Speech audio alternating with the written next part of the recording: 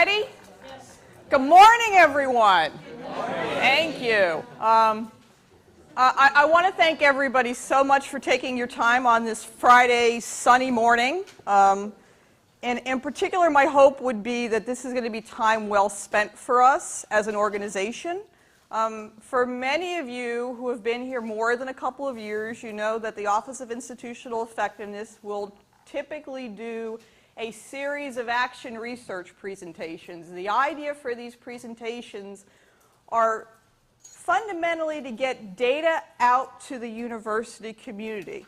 The only way we're going to understand how to grow and change and be the institution we believe that we can be to serve our students and to serve the state of California is with data to understand what we're doing well, what we maybe have opportunities for improvement, as we like to say, and what we can celebrate as an organization. This past spring, the institution participated in the National Survey of Student Engagement. This is one of a three-part series that the Office of Institutional Effectiveness is going to do to get that data out to the hands of the campus community. If I've done my job this morning, three things will have happened. Hopefully nobody's backside will be numb from the chairs because you'll be so excited and moving around because these chairs are not comfortable. Just got to put that out there. Two, there'll be something in this presentation that will surprise you in a very good way. It'll be your aha moment. And third, there'll be something in this presentation that will be a call to action for you, given where you are in the organization. We talk about, Dr. Cheryl Johnson has used the term collective impact, and in her short time here, she's pretty much infected me with that terminology, and I love that terminology, because when we think about what institutional research does, that's what we are trying to do, is foster the collective impact of the organization through data. So with that, let's get started. There's a few housekeeping items. As you may notice, there is a wonderful colleague of ours who's going to be videotaping us. I'm audio taped. If you don't want your stuff on YouTube, be careful what you say. For our colleagues around the campus who don't have the ability to be here for this presentation, we're going to upload both the hard copy of the presentation as well as the audio and the video, probably either on the IE website or maybe on the Provost website, if I can ask him to do that too. And the idea really is to get that information out there for the organization to be able to utilize at your leisure. This is 2 hours. That's a lot of time. So feel free to ask questions, but I'm going to ask you if the questions are something that you think I may be giving the answer to a little bit longer down the line in the presentation, hold off on them, because I got a strong suspicion I might be answering them for you already. Cell phones on vibrate. If I hear one ringing, I'm calling you out. And I'm going to ask you a quiz on something that I talked about earlier. This is reflective and collective for the organization. This particular instrument that I'm going to talk a little bit about in terms of its history is a very powerful instrument that institutions utilize across the country. And for us, I think, it's going to provide us an opportunity to really think about what we're thinking about, if that makes sense. It's a deeper dive. It's a different way of looking at our student body, sort of beyond the hard numbers of gender and ethnicity and how many freshmen we have, et cetera. It's really talking about their experiences. Lastly, and most importantly, because I would be remiss not to drink my own Kool-Aid, there's a feedback survey that you have on your chairs. Please fill those out and leave those at the box at the back of the room before you leave. That instrumentation we take very seriously in IE. We use that to improve in each successive presentation we do. For example, we used to do these in the Great Hall. There were feedback that, hey, I can't see the screen from the Great Hall, in the back of the Great Hall. Love the cushy couches, can't really see what you're talking about. So it's one of the reasons why we've moved to Goodwin Forum. So if somebody tells me that the chairs are too hard, I'm going to point back to a previous survey. So what is this thing we're talking about? National Survey for Student Engagement. It was created in 2000 from the campus, Indiana University, in particular, their School of Education, their Center for Public Research. And the idea was helping organizations get a better understanding of what their students do on campus and off campus, and how it impacts how they engage with the organization and really how they engage across their entire baccalaureate experience. For those data geeks in the room who are interested in the psychometric properties of this instrument, you can go here, nesse.indiana.edu/links/data_quality. Because this instrument has been around from 2000, it's been highly vetted in terms of reliability and validity studies. It did a pretty major reorg in 2013, which was the last time that HSU participated in the study. And for those of you who have been here since 2013, do you have any idea what was done with that data? Yeah, big fat zero. We did nothing with it. So I've said to the leadership on multiple occasions, I refuse to do any more instrumentation on this campus unless we do something with the data. And frankly, the students are saying the same thing. You keep asking me these questions, I don't see what you're doing with the answers. So we are practicing what we preach in this. It is recognized by all regional accreditors as a way to show indirect evidence for student learning. If you go on any accreditation website, you will see this same nomenclature. NESE itself actually creates an accreditation toolkit that walks you through how an organization can use these results to provide evidence to your on-site and off-site review team about what you're doing and how you're doing it. That's a huge gold star for an instrument like this. And because it's sort of based in higher education, it also has a certain amount of street cred versus a private industry, pay a lot of money for the survey. I won't get into my opinions on that. Anyway, there are 39 questions in this. And they cover the 4 topic areas of academic challenge, learning with peers, experience with faculty, and a campus environment. Now, NESE is really smart. It is 39 questions, and each question has about 6 bullet points underneath it. So it's the equivalent of about 135 questions. But when you tell a student it's only 39 questions, the probability of them actually completing it to fruition is a lot higher. And by the way, that works for administrators too when I give surveys to you all. Okay? So in general, the story for NESE is really boiling down to these 2 points. And it's the amount of time and effort that students put into something, and these are educational purposeful activities, they're called, excuse me, and how the institution deploys those opportunities. So it is an alignment in terms of what activities are resonating with students and where we're putting our money.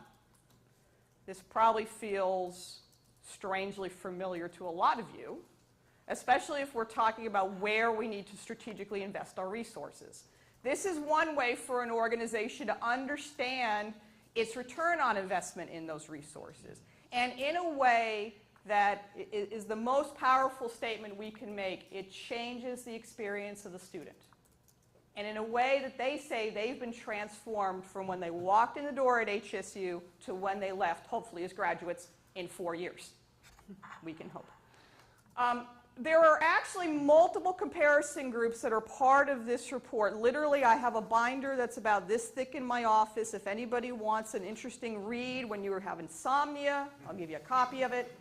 It is long-winded, but for the data geeks in the room like myself, it's really exciting. But it boils down to these particular comparison groups, and an institution can get an understanding of sort of what's happening.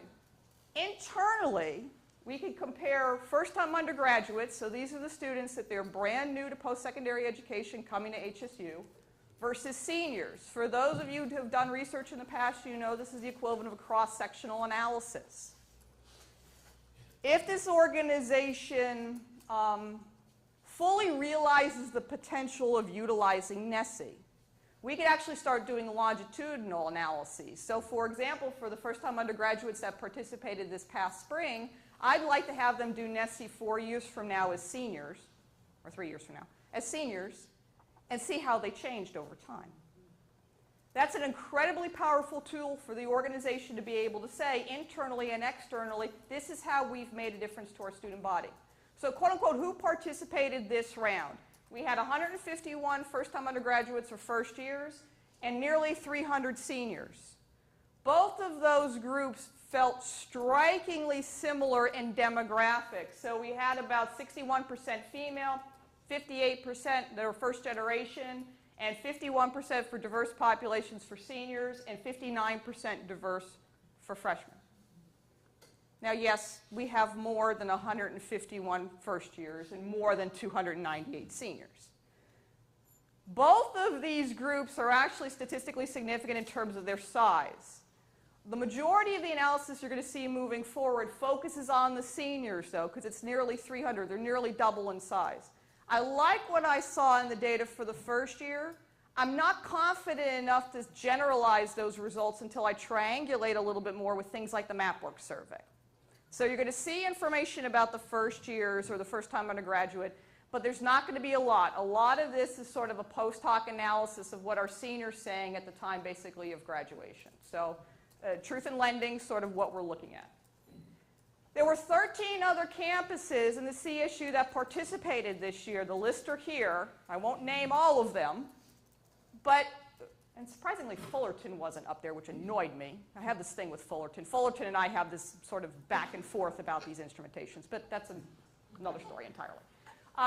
But this is one of the reasons we pushed this year to participate, because we have benchmark comparison data across 13 under CSUs, and you'll see as I go through this presentation, that is nothing to sneeze at for HSU in terms of the results.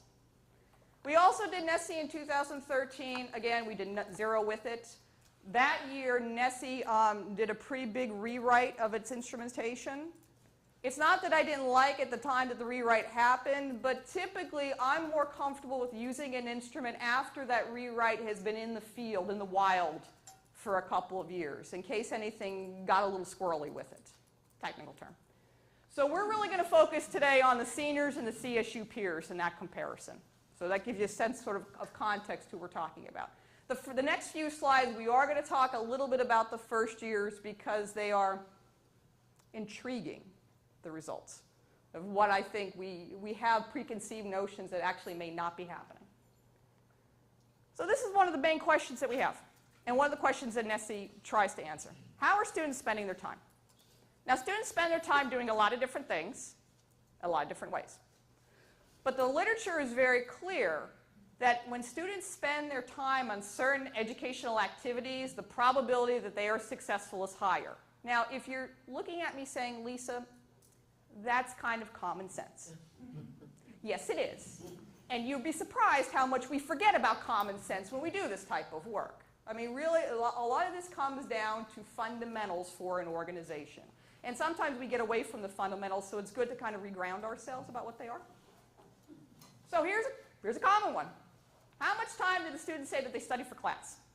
Okay? So this is on your typical, think about it as a 40-hour work week, how we think about a 40-hour work week. They're working. They're working in class, they're working outside of class. But fundamentally, how much time are they spending actually preparing or studying for the classes they're taking? Well, if you're a first-time undergraduate of first year, somewhere in the neighborhood of 58% of your time is 11 hours or more. 30%, 16 hours or more. We know what a part-time job is, about 20 hours a week. A full-time job is 40 hours. So if you're a first-time undergraduate, less than half time maybe, spending time studying for class. Now, what's the rule of thumb for every unit a student takes? They should be spending this much time studying. It's like a 1-for-1 or something. I need my academics in the room to make sure I get my 2. Yeah, that doesn't look like 2-for-1, does it? No. Okay, so that's our first years. Our seniors, however, figured this out. That's why they're seniors. Okay? Nearly half are doing this part-time or more. Now, we'd like to see this higher, or at least some say we would like to see this higher. But in general, this is where you see a striking difference between a student coming on board their first year. So again, this was administered in spring semester, so their second semester in, versus students that have been here hopefully just 4 years, maybe a little bit more. So the good news on the right-hand side is they got it. The not-so-good news on the left-hand side is I'm not really sure what we're communicating to students. Now, if you say to me, Lisa, they're doing other things like working, hold that thought, because that's coming. When we think about studying for class, one of the major markers that NESI talks about is assigned reading. Now, I understand, depending on what discipline you're talking about, assigned reading can mean different things. But students were asked sort of roughly, what proportion of your time are you spending actually doing the assigned reading? And this is different in terms of proportion. So they say very little, about 10%, some 25%, about half, 75% or 90%. Feels like quintiles, right? That's what they are. So for our first years, the majority of them are saying about half of their time they're spending on the assigned reading. Now, if you think about what a quote-unquote typical curriculum looks like for a first-year student, one would suspect there's probably a lot more reading material that's in that curriculum versus maybe a different year for a student, right? Reading intensive, writing intensive, those things kind of go hand in hand.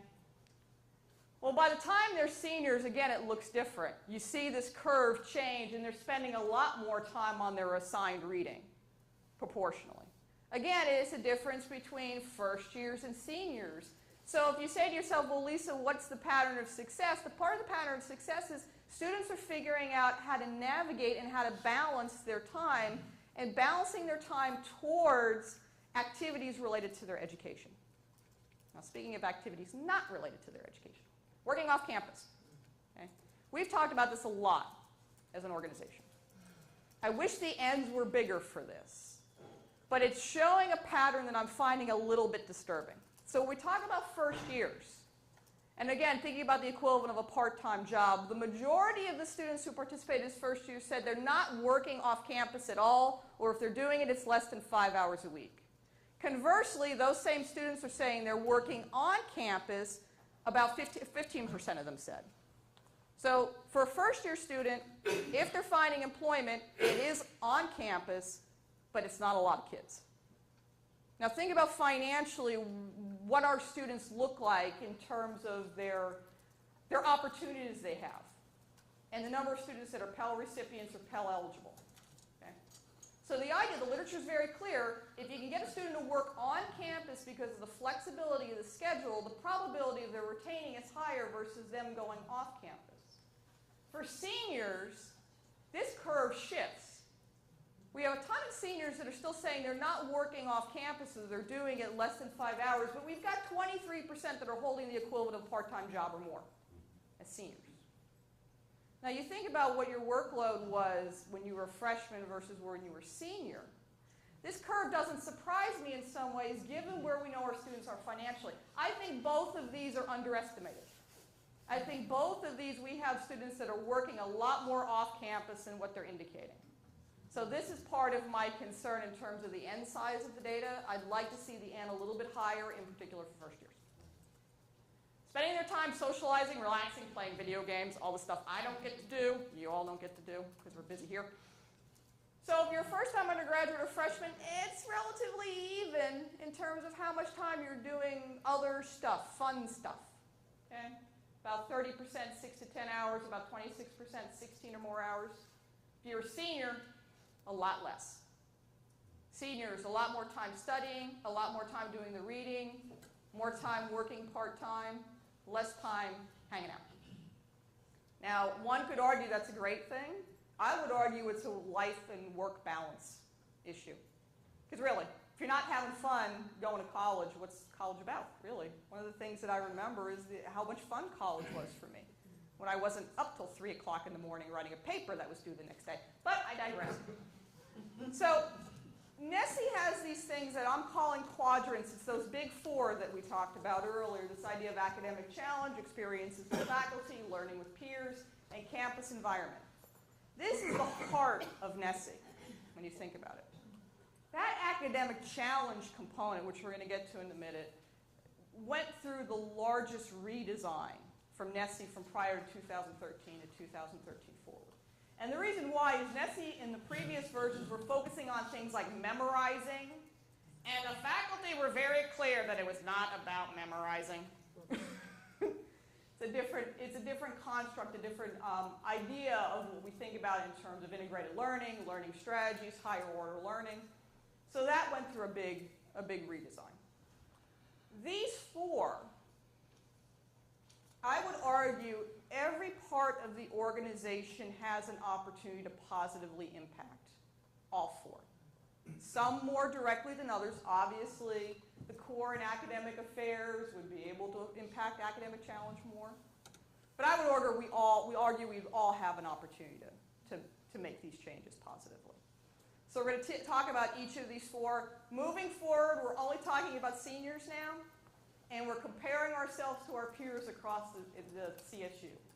Hang on to your hats. This is going to get really interesting in a good way. Actually, the president asked me on before about, was it going to be interesting as in valuable data or interesting like good news? And I told her both. So it's going to be good. So there's a difference between differences and meaningful differences. Okay? Just because it's different doesn't mean it's statistically so.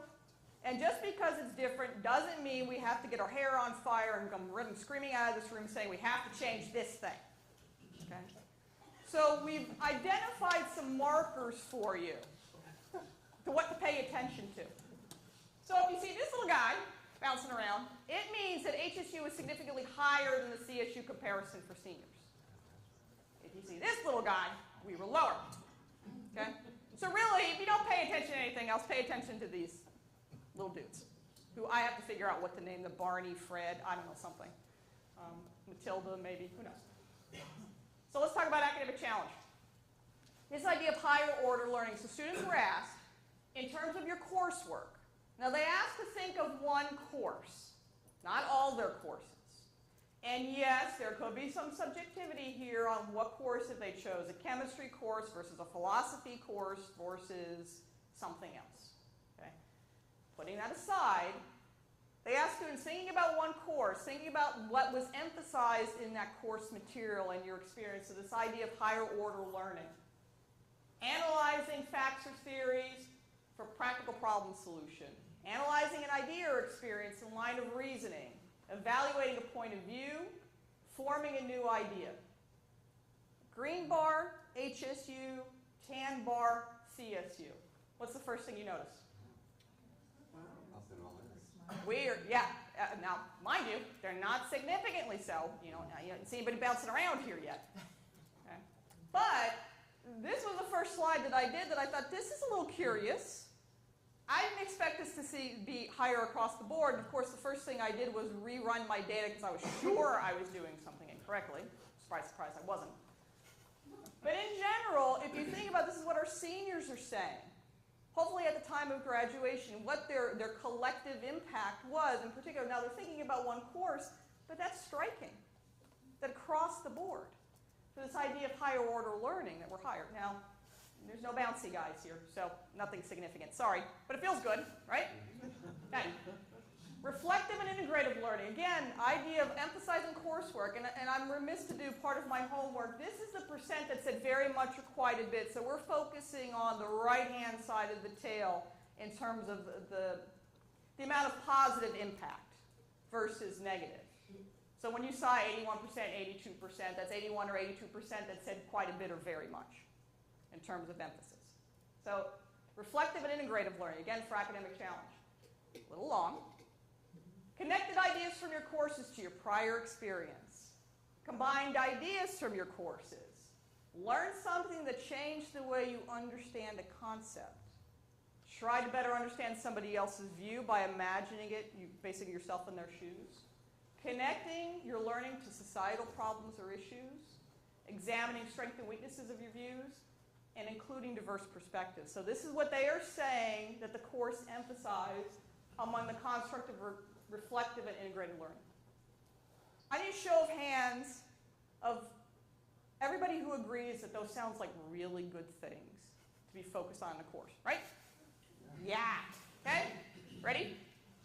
Look at that! 3 of them.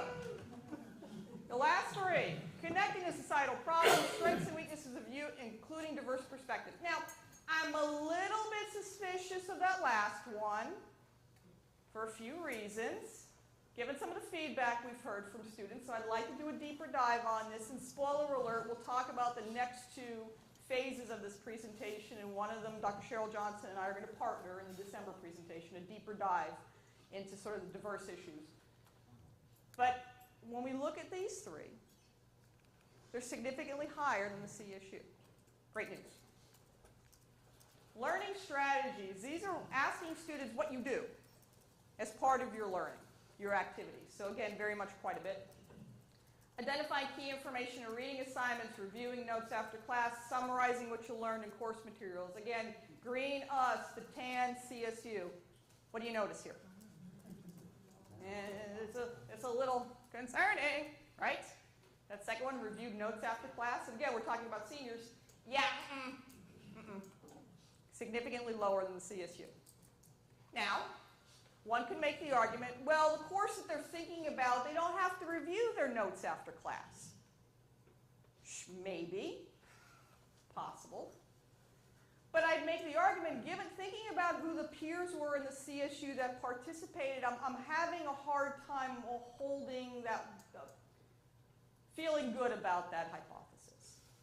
And one of the things that the literature shows very clearly, that when students leave a class and rewrite their notes, they're like 6 times more likely to remember it versus hearing it. It is the act of hearing and then reinforcing and then writing. Those of you who are much more adept at this than I am in terms of learning strategies, this is, again, it's sort of common sense. We know this.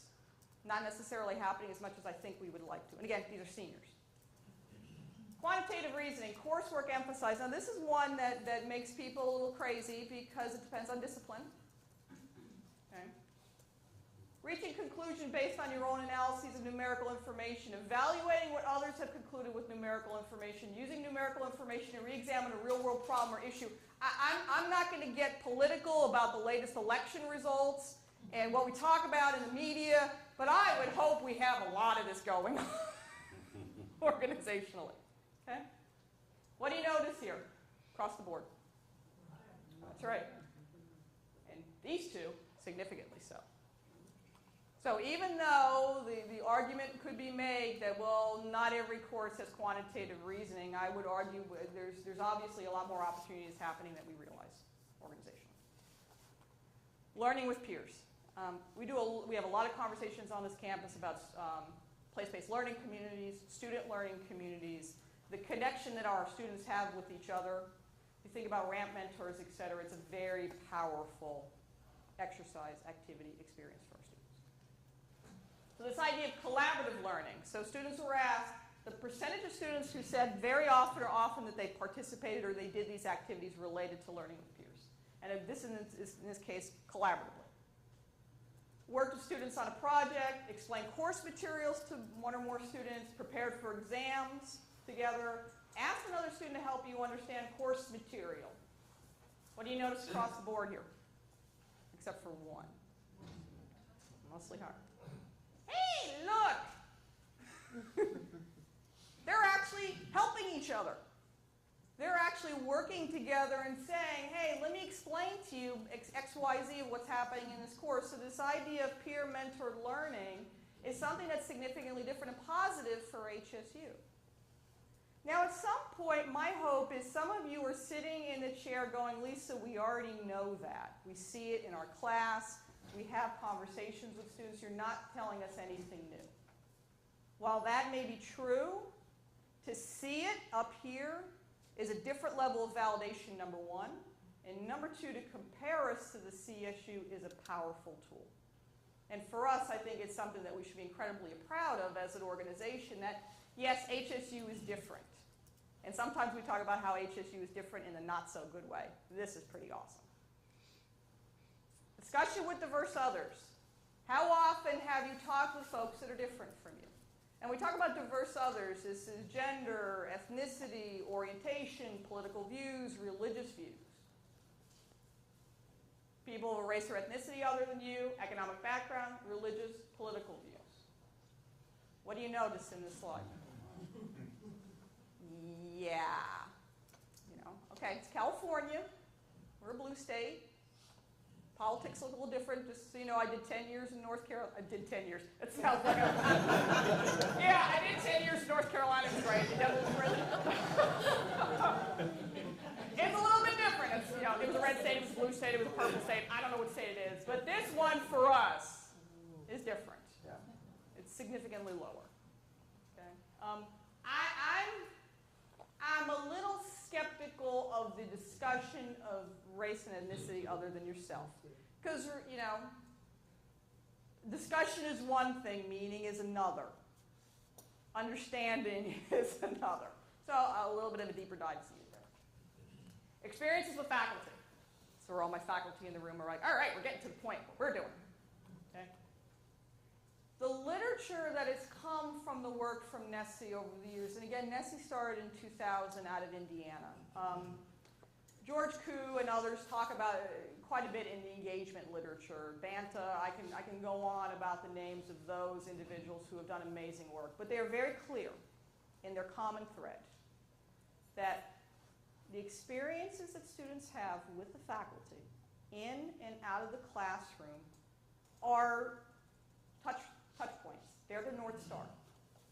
So if a student has whatever's going on in their life, that connection to the faculty one way or another is one of the many things that students will say, this is the reason I came here, this is the reason I stayed, this is the reason I wanted to graduate from HSU. These two things are inextricably linked between the students and the faculty.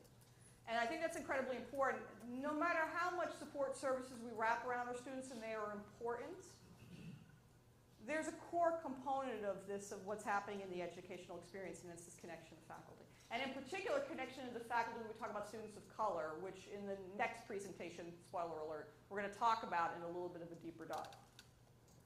So student-faculty interaction, well, what does that mean? Talking about career plans, discussing course topics, discussing your performance, working with the faculty in activities other than coursework. Two things should be noteworthy to you. One, the proportion. I would like to see these overall proportions higher for the organization. Okay?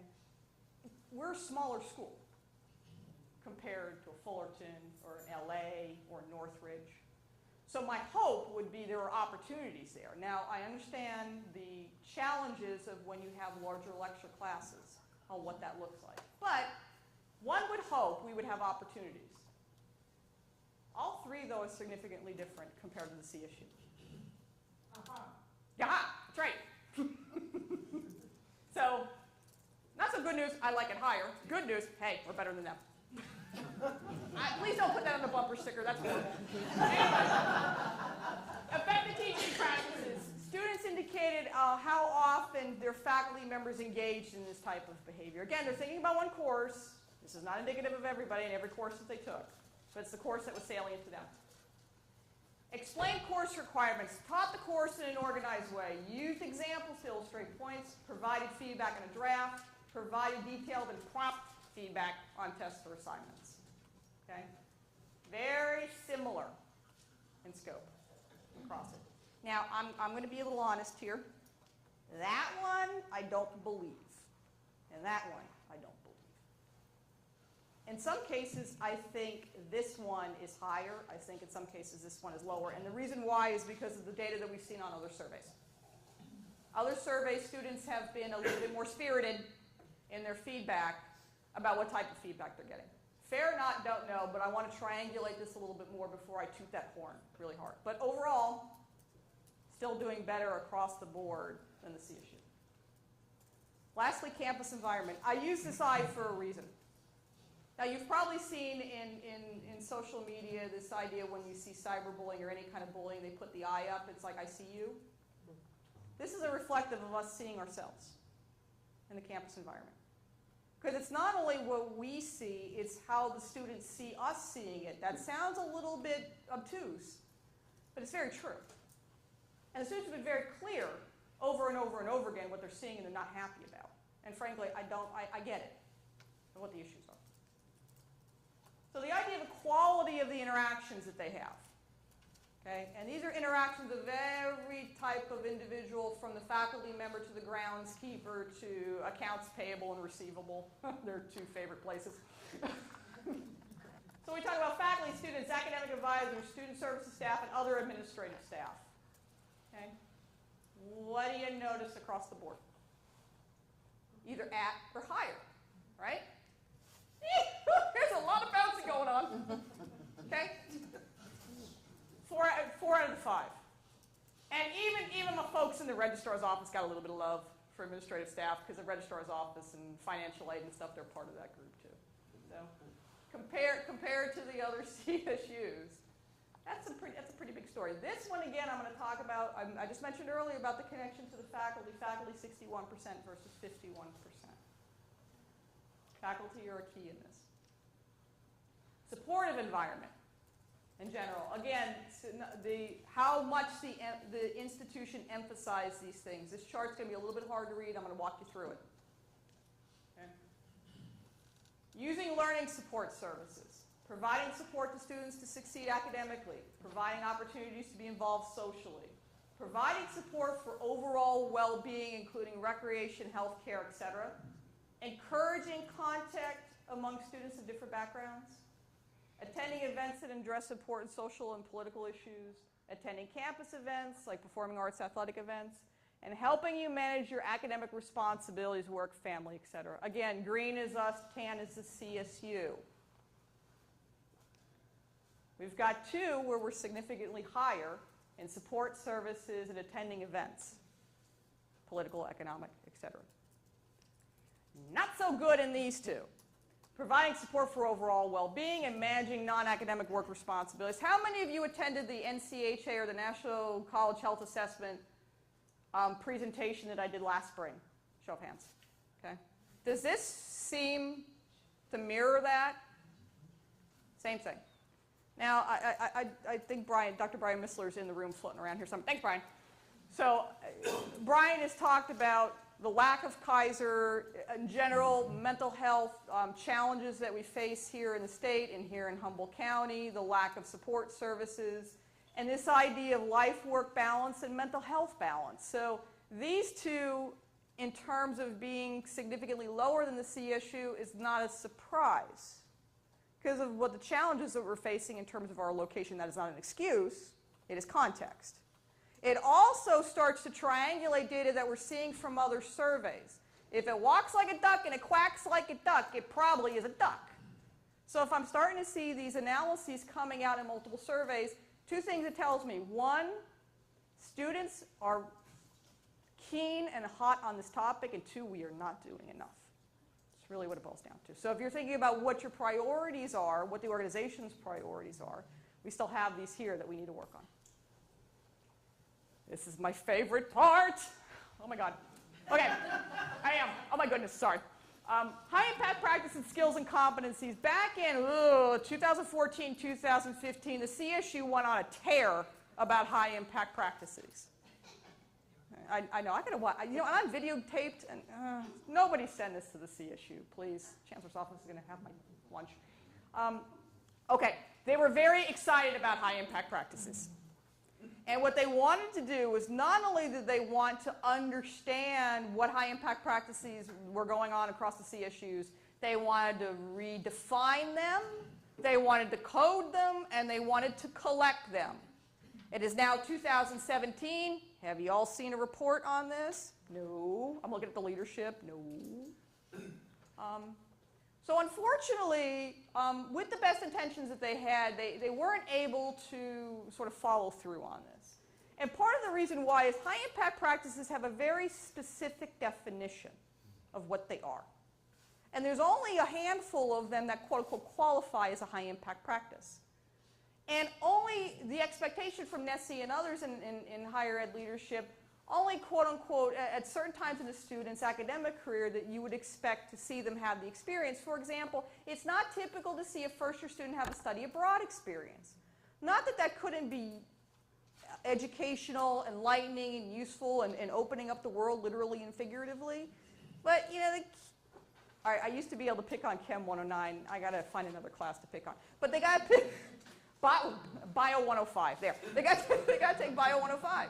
So the probability of them being able to go study abroad might not be the best idea. Learning community, service learning, research with faculty. We can see these both in first year and seniors. Internship, study abroad, and a culminating senior experience they typically see with seniors. This is it for high impact practices. Everything else we talk about, great, but when it comes to what the literature actually says is a high impact practice, it's down to these particular activities. Here's where it gets really interesting. For every 10 seniors that we had that participated in this survey,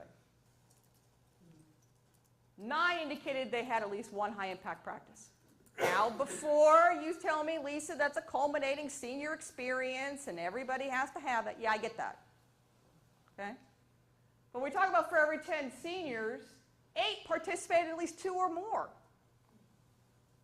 We have students that are participating in 3 or 4 high-impact practice. Now, a colleague of mine, in a somewhat way in jest, said, well, maybe that's the reason why graduation rates are a little lower, because they're doing all this fun stuff. Okay, maybe. But I'm going to guess probably not. This, actually, I wrote on the board in CCR to make sure that anybody who walks into that room sees these statistics. This is HSU high impact at its best, especially when you consider this across the CSU. Green, I know, right? It's kind of crazy. Okay? Senior capstone, yeah, I get it, required. Internship, research with faculty. Where's my CNRS faculty in the room? Huh? Okay. Those 3, significantly different across the CSU compared to us. If I had one thing out of all this, I would toot our horn. This is what I would say. Hands-on learning, experiential learning. You actually will do what you were learning about and do it in the real world. Especially compared, this is the one that just cracks me up, 15% across, whoopsies, for the rest of the CSU. Come on. If you want to do undergraduate research, this is where you're coming. And I think we need to say it and be that overt about it. And that's us. That's where HSU is different, and different in a way that you will not, and you'll have experience in one of the most beautiful places in California and in the US. I mean, really, you can't beat that. Yes, ma'am? When we do that, can we talk about it as occurring across all colleges? Yes, we can. Okay, awesome. Yes, ma'am. The other part of this is knowledge, skills, and personal development. This is where it gets to the heart of what NESI can be utilized for accreditors, and the idea of this indirect student learning, okay? Or indirect measure of student learning, excuse me. Okay? So what students were asked, the experience at this institution contributed to your knowledge or developing of the following things, and the percent vary much or quite a bit. So again, the right-hand side of the tail.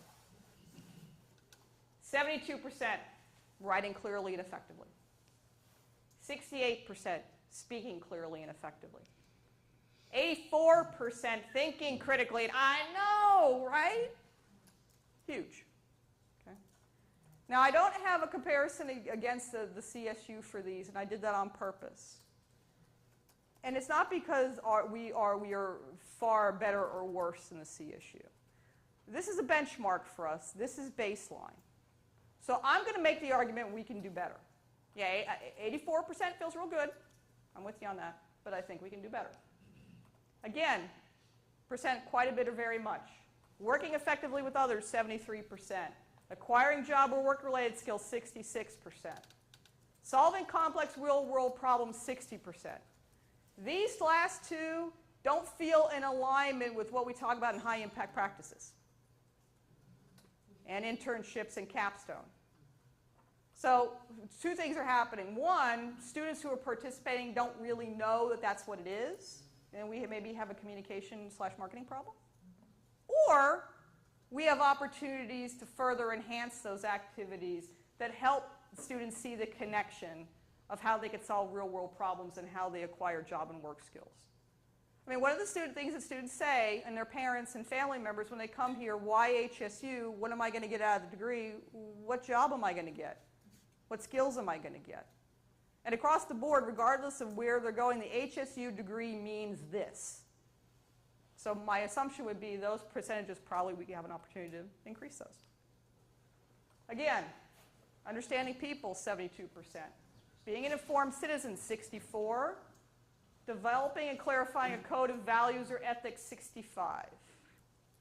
We are a campus that values and prides ourselves on social justice and environmental sustainability. I probably could start quoting the strategic plan if I get into that role.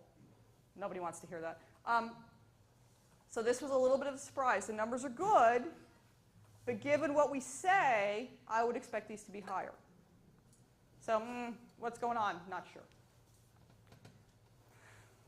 I sent a copy of this presentation as an aside to a few individuals for like checking for editing. And so, you know, I would hope to get back, your font's too small, this color is ugly, I can't read this. This is a slide that they keep quoting at me. So this is really the bottom line, and leaders love this slide because this is, you know, let's say, across the board for students, how would you evaluate your overall experience here? Okay. 82% said good or excellent. Again, seniors, probably because they're graduating. Okay. Would you choose HSU again? 82% probably or definitely yes. Y'all need to give yourself a round of applause for that. I'm not kidding. Round of applause. Thank you. Now, here's my challenge to you. We need to get this higher. I want to see 9 out of 10 seniors say that they would probably or definitely pick HSU again. That's our goal. That's our benchmark. Okay. 82 feels real good, but we can go higher. I will not show you what the first year said. Because it's a little bit lower. Okay? It's in the 70s. That's not bad. But you would hope after the first year that they would be in the high 80s or low 90s. You know, so the fact that they haven't leads me to believe that something is interesting that's happening. But if you take anything back, 8 out of 10 of the students that are going to be walking across that stage, they would do it all over again. How do we get the other 2 to say that? So with that, here's our public attractions. Look at that, 10 o'clock. I did that, and whoo, man, I'm cooking. November 3rd, we're going to talk about NSSE, the National Survey for Student Engagement, and the Faculty Survey for Student Engagement. I'm going to highly encourage my college deans in the room and the provost to push this as much as you can to the faculty to get them to come and participate. Okay? November 3rd, same bat time, same bat channel. The Faculty Survey for Student Engagement asks faculty, what do you think students are doing? And compares it to what students say they are doing. It is a hoot. Okay. And what institutions learn, and in particular now that we've got the awesome Center for Teaching and Learning cooking along, that we want to work with IE wants to work with the Center for Teaching and Learning and look at programming opportunities to help educate faculty and just help faculty with level of awareness. And I don't mean educate like they don't know what they're doing, but they don't know what's going on. Nobody's told them. So to provide them these data and to say, this is what your students are saying, it's going to be the aha or light bulb moment for them. Okay? December 1st, we're going to do a deeper dive into NSSE through the lens of diversity. NSSE this year also added a question for LGBTQIA+ students. We've got a critical mass of them. They participated. Awesome. We did a diversity module this year. An institution was allowed to pick up to 1 module because we also did the consortium. We picked the diversity one for a lot of different reasons. It goes into these questions in a much more meaningful way contextually for students of color, from different economic statuses, religion, etc. And the view through their lens is different. And we need to understand that first. We need to recognize that and say, I hear you. And more importantly, we need to figure out how we change that lens and refocus it so it looks the same as we're saying across the whole organization. Lastly, for the first year experience type of folks, the folks that are doing reimagining the first year, the folks that work with freshmen and sophomores, we're going to take a real deep dive into the first year data. Remember, again, I said I didn't want to do a lot of it in this presentation because the N was relatively small to what I wanted it to be. But we have something called the MapWork survey that actually had just been conducted with our first years this year and sophomores, and I want to start triangulating. These freshmen also did that MapWork survey last year. I want to triangulate those results to get a better sense of what they're saying and of what they're indicating in NSSE is following through in the MapWork survey. That assessment has got a larger N, and we do a great amount of work in terms of ensuring that students participate in that. So with that, you literally had a crash course in NSSE in an hour. That's pretty cool. Does anybody have any questions? Yes, ma'am? Will the, you mentioned the diversity module and the diversity deep dive will that include students with disabilities? If the N is large enough, yes. I'm going to double check. I don't know the number right away. If the N is not large enough where I can make conclusions, what I could do is provide the data descriptively and still be able to share it. So, good question. Yes, ma'am. Going back to the high-impact practices, we were talking about, you showed the seniors. Yeah. And I imagine this might come out of the first year experience one. Has students at first year or less or not quite senior level compare? Well, so the survey does first-time undergraduates, so it's freshmen are first years. So they're in their second semester. There's very few, unless they were in things like Klamath Connection, et cetera, saying that they were in the equivalent of student learning community or a learning, in general, learning community. What's interesting about them is the proportion of them that expect or plan to do these activities. So the vast majority plan to do, obviously, a capstone. The vast majority plan to do undergraduate research, an internship, study abroad. They plan to do a lot. Not really sure how we're going to squeeze all this in, but they have very clear expectations. And one of the things students are starting to say to us are, I expected this, I got that. And so to be able to make these more congruent are going to be important. So for those of you working with the first years, you're going to hear a lot of that, of what they plan, and advising them on sort of what their trajectory is going to be incredibly important. Yes, sir. Last evening, the Humboldt County Office of Education hosted the College Expo and Career Fair. It was an opportunity to showcase our programs and also our competitors' programs from California, from Montana, from Oregon. If we had seen this presentation 2 weeks ago, what could the folks at HSU table talking to prospective students had said to them? What does it mean to receive a degree from Humboldt State University in a 15 to 20 second soundbite? Oh, really? You're at 15 to 20 seconds you're giving me. There's a certain irony that he's giving me 15 to 20 seconds. Many levels. I know. So true. Ask me the question again in all seriousness so I can kind of get this wrapped up. So in 20 seconds, how does the HSU degree differ? Or give me. I don't think you want to go to the different. I witnessed students and their parents or caregivers coming up to the tables eager to know about different programs, and they were going from table to table. So there was, I'll say, comparison shopping going on. Gotcha. So what would we be able to say in a very short period of time? Because someone would say, I'm interested in anthropology. The next person says, I'm interested in fisheries and wildlife. The next person says, I'm interested in kinesiology. But there's got to be, none of that was evident from the data you presented. Yeah. So what's the fundamental theme that we want to be able to tell prospective students as to why it is you come to Humboldt State and what you will obtain having been here for 4 years? HSU isn't an education, it's an experience. Your experience, regardless of what your program is going to be, is going to have these particular hallmarks to it. You're going to be able to learn how to integrate what you do in the classroom to the real world. You're going to be able to take those skills and translate them, regardless of what your degree is, to whatever job you're going to go into. Thinking critically and analytically, everybody needs that skill regardless of what the program is. And more importantly, you're going to do it in a place that has a set of values that is looking outside of itself. It's not just HSU, it's what we can do to help better society and better those that are sitting next to us on each side of the aisle, and understanding who that person is and how we all sort of move together in one direction. To me, that's an HSU degree.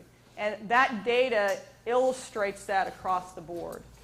What we say, you need to understand, and what we do in the classroom are very congruent with each other. And that follows regardless of where we are in the organization. So you come to HSU, it's an experience. It's not just an education. Thank you. Next year you'll be working the career expert. No. She got a job there? That's what they're going to say. Any other questions? Thank you for that. Any other questions? Yes, ma'am. It's not a question, it's sort of a wondering, and that is that the more active, problem-based we get in our teaching and learning, it seems to me the less we're going to have notes and exams. Yeah. So one of the things I think we're seeing reflected here is that kind of assumption about note-taking and what Yeah, happens in the classroom. that's a good point. And so just something to think about. One of the things we can do as an organization is we can add questions that get to more of that different type of educational experience, number one. And number two, more importantly, we can communicate back to Nessie. Just like prior to 2013, that memorizing question was the bane of every faculty member's existence. Nessie heard that and changed a lot of their questions related to that. So there's a continuum that's there in Nessie. So both of those we'd definitely be able to do. Yes, sir? Retention's also on our mind. Yes. And I was wondering, since we're more of a residential campus that's distant, do you think that raises the bar on a student's expectation for what they need to experience at a university so that they take the effort to come back rather than just do the inertia of staying home and living with their parents? I think there is a difference in expectation. It has to do in relationship to the support. So you think of the umbilical cord. I'm not trying to be facetious in this description, but you know, the umbilical cord down to Southern California is pretty long and fraught with the joys of the 101, or worse, United Airlines. So, I think what happens is there might not be. It's not necessarily an expectation as much as there isn't an appreciation of what remoteness means to self-sufficiency and or family connection. Family connection for our student body in particular is incredibly important. For our Latinx community, for our African American community, Native, actually all students, it doesn't even matter by race or ethnicity.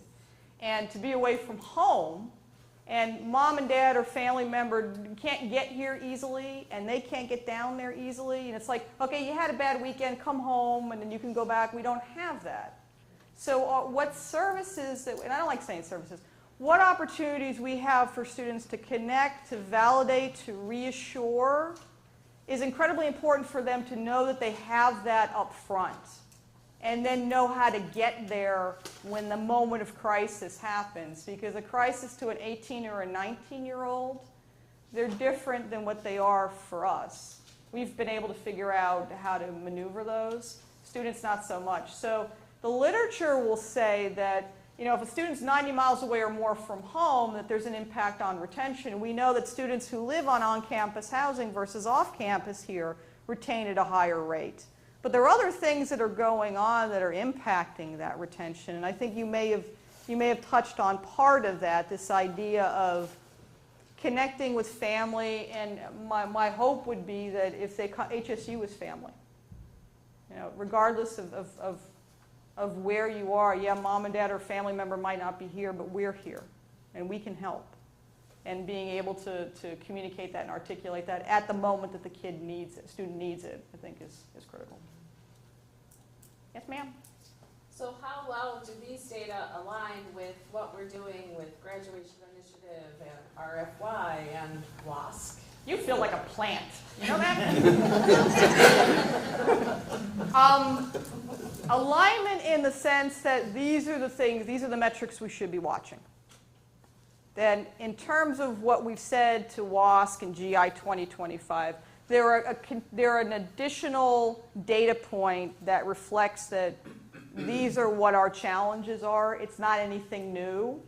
It's another way. It's sort of another way of looking at it. So I would say when the organization formerly known as WASC comes on site, my hope would be, because we're doing these now, that folks would be able to communicate to the on-site team when they ask about these particular issues. This is what we're looking at, this is what we're understanding, and more importantly, this is what we're doing to change, to help impact that. So yeah, in general, there is quite a bit of alignment. Where the challenge is, and the reason I didn't talk about first year, is because we have a lot of activity that happens the first year, a lot of programming. I am not sure the overall efficacy of those programs in relationship to each other to understand collective impact. And that's the piece that I think the deeper dive with the folks working with the first years to be able to see this data is going to be able to help them and what that means. Because the other side to this is to pick something new up, we have to put something down. But I want the right thing to be put down. I don't want to just put it down because we have to put something down. So I think that connection is incredibly important. So, thank you. Yes, sir? At the very beginning of your presentation, Lisa, you had a slide that I summarized in my notes here is the amount of time and effort the students are putting forward versus how the university deploys its resources. Correct. And I wanted to just circle back to this because there are multiple organizations or multiple places on campus where we're talking about budget this semester. And I'm thinking, how does, from this perspective of what you presented, I wonder if URPC can begin to think about the NESI data as a way to determine, are we investing our resources in the proper places on campus?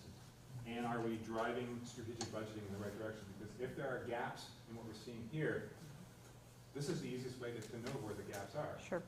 Versus just simply wondering, well, should we put money here or we should put money there?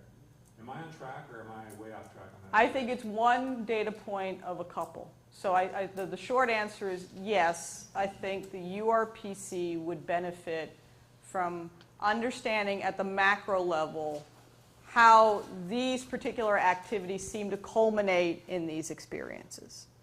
What it also says to me, I think, is an issue of aligning who the institution is with what these data are telling us. If we as an institution have a preconceived notion of who we are and what we do, and these data are running counter to that, that's a place where I would say the university leadership and the URPC can identify a trajectory very quickly. The caveat that I would have is I would want to use another instrument in addition to NESI or some qualitative / quantitative statistics internally. So I would want to triangulate them. But I'm going to say this again. If it walks like a duck and it quacks like a duck, it's probably a duck. So we're seeing these things in a lot of different surveys. So I think we know. I think the URPC knows. And I think it's just a matter of us having a thoughtful and inclusive discussion on how these operationally get defined and how we move forward in strategic budgeting. Because I think for us, for strategic budgeting, we have an opportunity to look at the treasure that we're spending organizationally and finding where we can create the biggest impact. And that doesn't mean stopping doing things. That might be realigning things. And so when I say that, people are like, you're moving my cheese. You know, you're taking away. That's not it. Because if this isn't working, let's figure out what needs to work and let's help build that together. And I think URPC can help with that. Mm-hmm. Yes, ma'am. Following up on that, sort of more specifically and hypothetically, so if we have this data that shows students are not in the first year studying near enough to what we think they might be or think they should be, and we know that a quarter of our students after the first year are on probation, then that might be an area where we want to structure programmatically something. You are singing my tune, absolutely, because it's about triangulation, and you know my feelings about academic probation, and absolutely. Yes, sir. So it seems to me that the challenge here is how to resolve the paradox. Data and indicators are telling us that once the students are here and they graduate from this university, they are in the realm of the HSU experience, and that's fantastic. The paradox is, why is the experience so good? And they have all these amazing educational experiences. Why we cannot retain them? That seems to be the paradox. I've made, and it's, I don't mean to say it jokingly, but I feel like it's freshman survivor. The students who have figured out how to navigate despite what administrative barriers we might have put in front of them that we didn't realize, and it's not that it's not like we're doing anything nefariously, you don't know.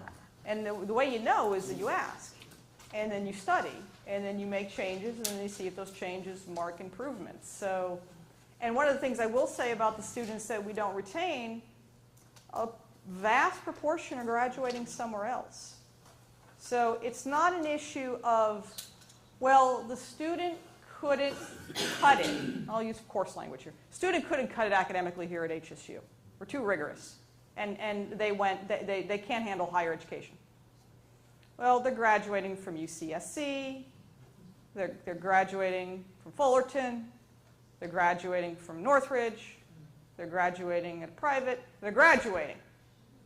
So I have a hard time being able to hold that weight in that argument if they are finding their way somewhere else. Now, there's always a proportion of this that's out of the institution's control, out of their control. You know, if I've said before, we can get to 85% retention. I know we can. We are not there right now. I'm not going to say what the retention rate is yet, even though census was called, because I want to make sure that I have everybody counted appropriately. But it's not good. It's not where it needs to be, especially given all the collective activity that we've put forward for that. So your comment about the paradox is even more salient thinking about what we've put into it. So I would say there's no silver bullet. We think there is. It is a matter of us getting ourselves in alignment organizationally and what we're doing and how we're doing it. So we find that sweet spot for collective impact. And I think that's how we solve that paradox. Any other questions? Yes, sir? Am I right to assume that the vast majority of those students that are graduating elsewhere after trying it here for a year are graduating at a campus near where they grew up? Some yes, some no. It's not significantly, the pattern isn't significant, but some of it is there. And that is just a function of where we're recruiting. Yeah. So. Yes, ma'am. When are we going to do this again? And if you were in charge of this, what area would you add, drop, or change to get the information that you want out of this? I would recommend, well, there's two ways to go. If the institution wants immediate data on the first years, I would do it again next year, and I would ask everybody to push for a campaign for first years and for seniors to get as many students to participate as possible. I have zero when it comes to incentives. I got nothing. Like literally it's the please participate. Who cares? So that's one thing.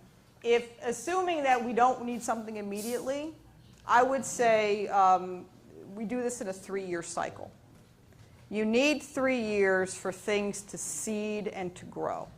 The worst thing we can do is put a program in place, assess it 3 months later, and have a fit that it didn't work when you only gave it 3 months. Like literally, you don't know what you're doing the first year. The second year, you figured out what you're doing wrong, and by the third year, you kind of got it settled, so that's why. In terms of what I would do differently, or what if I sort of had control over what Nessie had, in terms of questions, I would want a deeper dive into the educational experiences in the classroom that Lisa Bob-Mappa was talking and Rosamel was talking about. The idea of understanding more conceptually and more holistically what's happening. And the reason I say that is I think that is a very powerful set of tools to put into the hands of faculty. And to say, biology, history, performing arts, this is what your students are saying, and let them put that data into their program review process and really think it through. So for me, a lot of it isn't what Nessie is doing, it is what we're doing with Nessie. And I think we need to get that out there. But I got to get my ends higher to get the programs everything that they need. So I need help, basically. Yes, sir. We are embarking on a strategic enrollment management planning cycle. Yes. To go back to Rosamel's question about the paradox, how do you see the Nessie information informing what we will do in the strategic enrollment management planning process?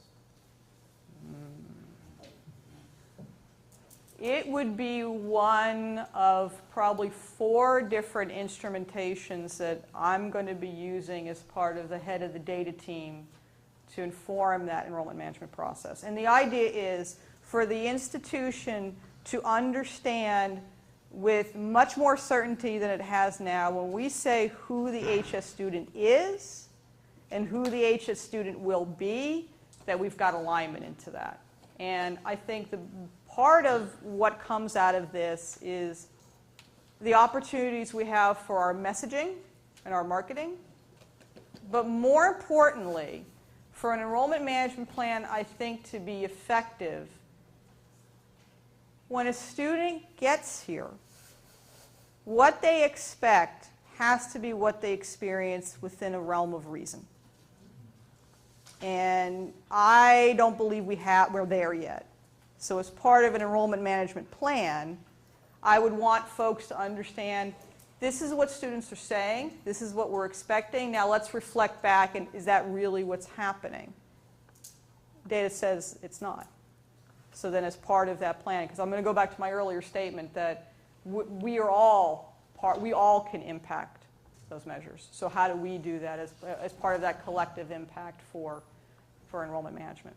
But Rosamel's paradox and your question about that is a fundamental conundrum that we are in organizationally for enrollment management. Because, I don't know, it's a little thing. If you don't retain them, they don't graduate. And so it's, I don't know. There's a certain logic there. And every student we don't retain, we have to find 3 more to enroll as freshmen, which means we have to find 14 more to recruit. 14, 3. I don't know. It's a pretty easy measurement for me to make, what I think. And stability in enrollment is a wonderful tool for academic departments. Because if they know what they're going to get and how many they're going to get, holy smokes, they can actually plan. I can't pick on them too much if they don't have the information. So that's another way I think that this provides an opportunity. Any other questions? Yes, ma'am. So you may have covered this, I walked in a little bit late. When was the last time the essay was given at our campus? And because I poked around a little bit on the site and saw that there was some data from previous times. And how do we compare to the last time? So last time we did it was in 2013. We did 0 with that data as a campus. Surprise. And in terms of comparability, less students participated in this NESI than they did in 2013. 2013 was the first year of the redesign. So for me, when I have a first year redesign, it's not that I don't hold that data in the same esteem as I do this. I question it a little bit more. So I decided purposely not to benchmark compare where we were in 13 to where we are now. I decided that this is the new benchmark. And the reason why is, frankly, our students participating in 2013 as seniors started in 2009, 8, 7, hopefully not 6. If you think about biodemographically who our student body is, the incredible change in trajectory of students who are first generation, Pell, and who are underrepresented, in particular Latino students, it is night and day. So to be able to say, hey, we've changed, I don't have a way to control for that change in biodemographics. So we're starting fresh for this round for 16. So that's a good question. Yes, ma'am. So I know we have retention concerns, and because of that, we focus a lot on first-year students. But I'm curious if in the senior population, if there's the ability to differentiate between transfers and first-time students, and what if there were any differences in their outcomes. There were about somewhere between the neighborhood of 35 to 40% of that senior population who started somewhere else versus started here at HSU. And if you look at them comparatively, they actually don't look much different.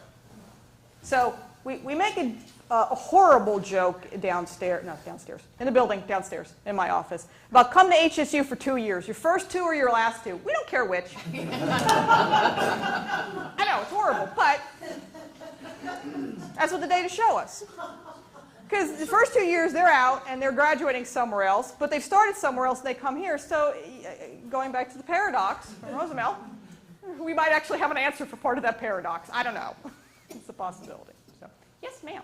Yeah, is there, I feel like there needs to be a question on this survey about the community and where, you know, where the campus is, because I know for me, when I was in college, it was going into town. Yeah. You know, it was part of the fun of being in college. NESE has never itself as an organization looked at community, but you're absolutely right. So if we, going back to the president's question, if we were to change, it's one of the questions that I would add would be relationship to community. And community daytime versus community evening. Right. Because that's a huge difference. I think you could speak to the paradox that Roosevelt. Absolutely. Yeah. Mm-hmm. But I'm going to take a step back and what I said in the beginning of this. The more we can get these data into folks' hands, the better off we're going to be as an organization to collectively share the experience of understanding what the data mean. And look, you give me enough time, a big enough N, and the right statistic, I can make anything say anything you want. Any statistician will tell you that. Okay? But, you know, that's the version of analysis paralysis. We know, we've seen, it's coming out in multiple instrumentation. So as an organization, if we can utilize this instrumentation strategically, that every time we're doing NESE, we come together as a group the following fall and we review it and we talk about it and we decide, we take it into our programming and we see what changes we can make. We disaggregate it in IE any way you need it. And you can talk about it with your faculty. Because I really want I firmly believe with all my heart that if the faculty saw this and understood it and believed in it, and mind you, everything has got a little bit of a grain of salt, but on its face, and took that, I have to believe that the faculty would see opportunity for where they can make positive changes. In a way that, because if you don't tell them, how do they know? And as an organization, if we don't talk about it, how do we know, how do we change? And we just, you know, we know the definition of insanity. So my hope is that I can break some of that chain by some of this work that we're doing. And as Rosamel mentioned, see if we could figure out how to break our paradox. That's what I hope we do. Any other questions, comments? With that, we are done early. There are pastries. Please grab. Anything that you don't grab, believe me, I know the students will be grabbing very shortly. Okay, that's some good stuff back there. I want to thank everybody for your participation. Again, put those dates down for the next one, and I hope to see you again on November 3rd. Thank you so much for your time and attention today.